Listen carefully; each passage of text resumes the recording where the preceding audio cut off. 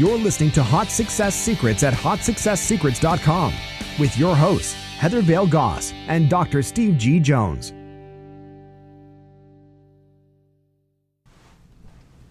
I'm Heather Vale Goss. And I'm Dr. Steve G. Jones. And today we're talking about one of my favorite topics, positive thinking versus the law of attraction. That's one of your favorite topics? It is. Why is because that? I have had so many people say, oh, I saw The Secret. It's all about positive thinking. No, it's not. Then what's it about? It's about the law of attraction. But isn't the law of attraction about positive thinking? That's what a lot of people think. That's one of the big problems. Positive thinking is about constantly thinking positive, constantly looking on the bright side. There's some value there. However, the law of attraction goes much deeper. Now, positive thinking can also be a trap because a lot of people take it overboard and they think that they have to be positive all the time. They think they have to think positive all the time. No matter what happens in their life, they say, I'm phenomenal, I'm incredible, I'm doing absolutely wonderful today. It's like, really? Your mother just died, your kid flunked out of school, you're really doing phenomenal, are you? Is that how you respond to them? No, that's what I see going on beneath the surface. That's no, what I you don't think I don't call them out on it, but I see that a lot. So usually I find when people are constantly saying they're phenomenal, they're marvelous, they're fantabulous, whatever it is, usually they're hiding something. And they're setting up this dichotomy where eventually they end up sabotaging themselves because nobody can be positive all the time. And that's not what The Secret was about. It's not about being positive all the time, but more than that, it's not even about positive thinking. The law of attraction is talking about the emotional vibration, the feeling. So, yes, a feeling starts with a thought, but it's not ultimately the thought that attracts what we want to attract to us or attracts what we don't want to attract to us. Obviously, there's both sides. There's people think about things that they don't want and they vibrate around that and they have these emotions around what they don't want and they end up attracting that. It's like, why am I still broke? I'm always thinking about being broke. I'm always thinking about paying my bills. But it's really not about the thought. So you have comedians make jokes like, oh, well, if the law of attraction's true, then I should be a porn actress because that's what I always think about. Ha ha ha ha. No, that's not what the law of attraction says, and that's not what it's about. What does it say and what is it about? The law of attraction is about how our emotional vibrations attract to us whatever we are focused on. So that can start with a thought. It can be a thought like, I'm broke. And then that brings a feeling of despair, and then that attracts more opportunities to be broke, more opportunities to lose money, more opportunities to be desolate and desperate. On the flip side, it can start with a thought like, I am wealthy, which in turn has to set up an emotion of being excited about being wealthy. If that thought, I am wealthy, sets up a doubt or sets up frustration or sets up anger or more thoughts of, no, I'm not, I'm really not, I'm never going to be, then you're not attracting what. It's not just about thinking I am wealthy and suddenly there's the wealth, there's money falling from the sky. There's a whole system, there's a whole process that has to happen before you attract whatever it is that initially started with the thought. So the thought is really just the starting point where we say, bing, there you go, and it branches out and expands into so much more. I think a lot of people, once they saw The Secret, and The Secret just shared with the masses for the first time in a long time, ancient secrets, right? Stuff that's been around. I mean, when I saw it, I thought, well, doesn't everybody already know this? That was my first thought when I saw it. Then I realized they don't. Right. I was living in Georgia at the time, and I started talking to my friends, and they said, have you seen this new movie, The Secret? And I said, oh, yeah, with all the stuff we already know. I said, no, it's new stuff. It's cutting edge. Stuff we've never heard of. Okay. So before the law of attraction came along, we were calling it abundance, having an abundance mindset. Then the law of attraction came along, then we call it using the law of attraction. But I had lived in California for 4 years, and most people in California are already in that mindset. Right. We were calling it abundance before 2004, then we were calling it law of attraction. I moved to Georgia in 2004. They had never heard of that stuff. I mean, that was brand new. And I think The Secret is great for that. At first I thought, why are they preaching to the masses? Or are they preaching to the choir, rather? The choir already knows how to sing the songs. Yeah. But they didn't. They didn't know. So thank goodness that the Secret had such a wide reach to get this information out there to a lot of people who otherwise wouldn't have read about it in a book, but they saw it in this great, well done movie. Very well done production, yeah. Yeah. But a lot of them saw it and they thought, okie dokie, now all I have to do is sit around and think positive thoughts and things are going to change. Yeah. And Heather Vale Goss is here to tell us it ain't going to happen. Is well, that right? I heard a lot of people saying, they think all they have to do is sit on their couch and meditate and think positive thoughts and their whole world's going to change. And that message really was not in the movie. Now, I can see how they misinterpreted that, because if they didn't have the background of knowledge that you and I had when that movie came out, I had already been deeply studying the law of attraction for some time and interviewing a bunch of people who actually ended up being in the movie. And it was interesting because when I first found out about the law of attraction, which was probably a few years before that, it was also brand new to me. It was this different spin, but I was introduced to it in a different way. If I had been introduced with the movie The Secret, I might have made those same misinterpretations that other people made. So it's not their fault, and it was a very well done movie, but it's interesting to hear when people walk away from that movie and say this is what it was about, and that's not what it was about. Heather Vale Goss is here to straighten them out. It's not what it's about. All right, so so apparently I'm not going to be able to just think that I'm wealthy all day and then make more money from that. What am I going to have to do, Heather? Well, it was very clear that it's a thought followed by an emotion, a feeling, and that's followed by an action, which I think Joe Vitale calls an inspired action.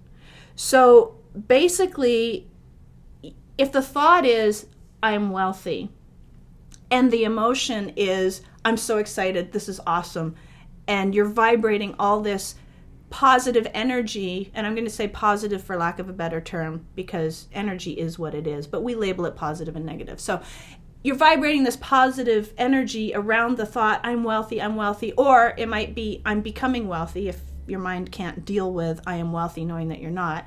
I'm becoming more wealthy. I'm learning the secrets of how to be wealthy. I'm going to be wealthy. It's going to be awesome. Oh, I'm attracting all this knowledge to myself. I'm attracting all these opportunities. And if the vibration is excitement and that's what you kick into motion attracting, you still have to follow that up with doing the appropriate things to take advantage of those opportunities that are suddenly being attracted to you. It's not just opportunity comes knocking on your door and you sit there and ignore it because you're meditating on the couch. You got to open the door. You got to do what's required. Maybe call some people. Maybe talk to some people. Maybe go around saying to people, hey, I'm on this path. I really want to learn how to be wealthy, and I know you have a lot of money. What's your secret?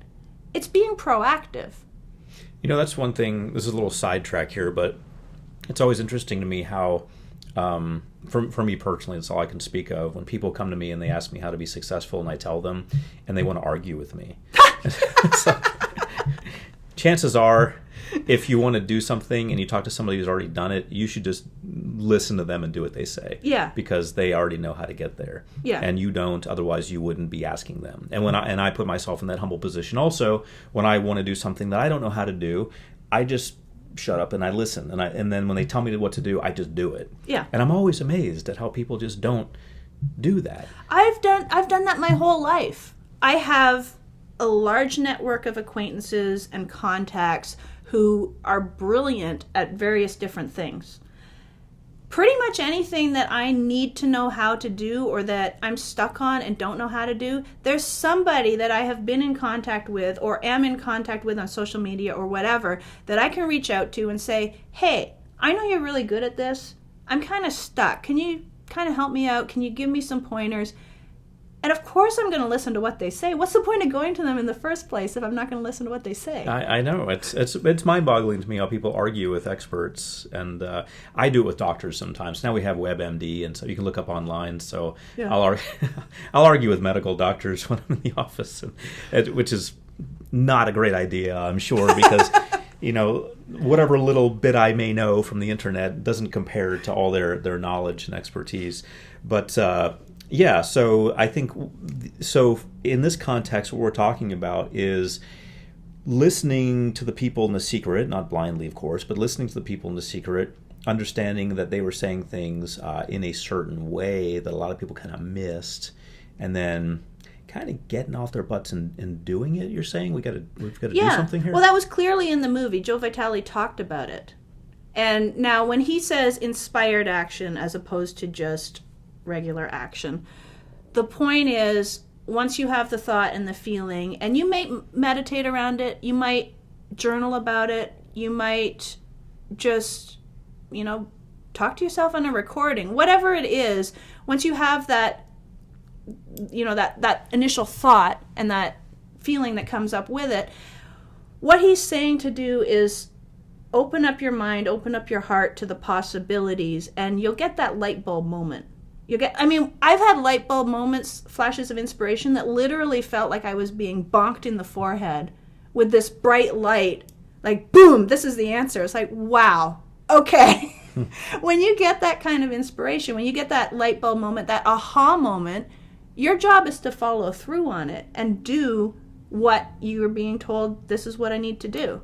If you just get it and say, oh, that was a good idea, that was kind of cool, what's going to happen is a couple years down the road, you'll see that idea out there, or even maybe a few days, a few weeks, a few months down the road, you see that idea out there, someone else did it. Yeah. Because, you're not the only person that has access to this knowledge. Yeah, absolutely. And you and I both know Joe Vitale personally, and I had breakfast with him recently. He was in town, and he and I do a lot of projects together. He showed up to the breakfast with a list of 5 items he wanted to talk about. We weren't just having breakfast, we were having a business meeting. He had 5 action items that he wanted to make sure that I was on board with, that we were going to do. And that's really how it happens. I think a lot of people think that people who understand the secret just kind of sit around and meditate all day and manifest these things. No, it comes down to action items. And those action items, in our case, it's going to turn into a year's worth of work that we're going to do, creating products to help people. So, yeah, you've got to get down to it. But this emotional aspect is something interesting to me, because when I first saw The Secret, my takeaway, as not a deep emotional person like yourself, was exactly that. I was already a hard worker, so I already understood that. I already understood abundance. My takeaway from it was primarily just keep focusing on the positive things, but you're saying that we've got to have an emotional attachment to it in order to really manifest it. Yeah, and not necessarily an attachment, but there's an emotion that comes from the thought, and it's the emotion that's the powerful vibrator, or the feeling. Bob Doyle was talking about the tuning fork in the movie, and how when you hit a tuning fork, it sends out these vibrations. Those vibrations, we can clearly demonstrate this. If you're around someone who is distraught and crying, you can feel that energy from them. You can feel that, we call it negative vibrations. Vibrations, exactly. It's the emotion putting out the vibrations. When you walk into a room and someone is honestly, not fakely, but honestly happy, excited about something, you also feel that. We call it good vibrations. We call it positive vibrations. Wow, did you feel the good vibes he's putting out? That's what it is. That comes from the emotion. Now, do you feel that, and this is a little off topic, but I like branching out sometimes, do you feel that is a metaphysical energy that they're picking up, or do you feel that their human physical anatomy and physiology is programmed to react to that state of mind and to understand it so they can be sympathetic to them on a physical level? No, I think it's metaphysical because you can actually feel it. It's like when people say, oh, I could cut the tension with a knife. You can feel that energy. It's not just, oh, I'm reading some cues in his face and assuming what he must be feeling, and that's creating the tension. No, the tension's there.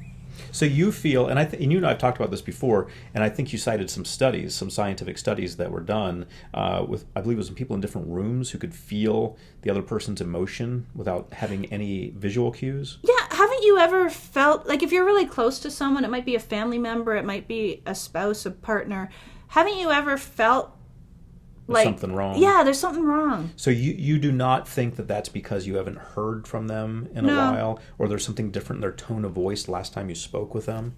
It could be a bunch of different cues coming together, but ultimately, I think if the connection's there, you still feel the feeling. A metaphysical connection. Yeah. I like that. Yeah.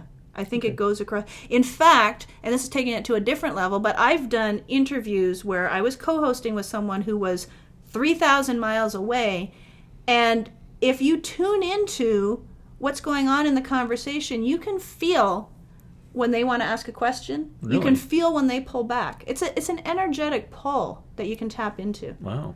Well, Maybe only Scorpios can do it. I don't know. Yeah, I guess Scorpios see everything. I'm just a Sagittarius. We don't have They those. don't like emotions. Yeah, we don't. I don't know what you're even Messy, talking dirty about. stuff. Yeah, people crying and oh goodness gracious.